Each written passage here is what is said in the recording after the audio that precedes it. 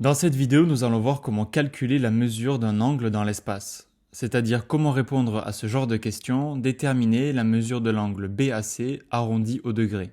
C'est parti! La méthode est la suivante. Parmi les différentes formules du produit scalaire, formule que tu adores et connais par cœur, il y en a une qui utilise le cosinus de l'angle BAC. La voici. C'est le produit scalaire de AB par AC qui est égal à la longueur AB fois la longueur AC fois le cosinus de l'angle BAC. Et dans cette formule, on peut isoler le cosinus pour avoir cosinus BAC égal à AB scalaire AC divisé par AB fois AC. Du coup, en calculant le cosinus, on pourra trouver la mesure arrondie de l'angle. C'est parti pour la résolution de notre exemple. Il nous faut les coordonnées des deux vecteurs. Pour AB, on fait les coordonnées de B moins celles de A pour obtenir moins 3, 1 et moins 1. Et pour AC, même principe, on obtient moins 1 et 1. Première étape, on va calculer le numérateur, c'est-à-dire le produit scalaire AB scalaire AC. Ici, ça donne moins 3 fois moins 1, plus 1 fois moins 1, plus moins 1 fois 1. Et le résultat fait 1.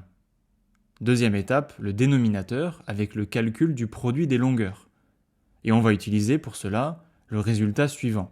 Dans un repère orthonormé, quand un vecteur a pour coordonnées x, y et z, alors la longueur du segment, c'est-à-dire la norme du vecteur, est donnée par la racine carrée de x au carré plus y au carré plus z au carré. Du coup, pour la longueur AB, on a racine carrée de moins 3 au carré plus 1 au carré plus moins 1 au carré, soit racine carrée de 11.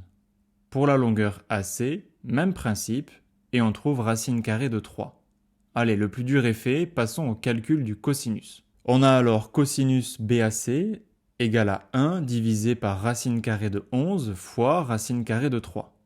Ce nombre, il s'écrit plus simplement racine carrée de 33 divisé par 33.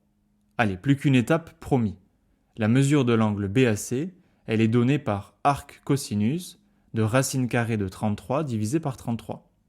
Et enfin, la calculatrice nous donne la valeur arrondie de la mesure de l'angle, qui est 80 degrés.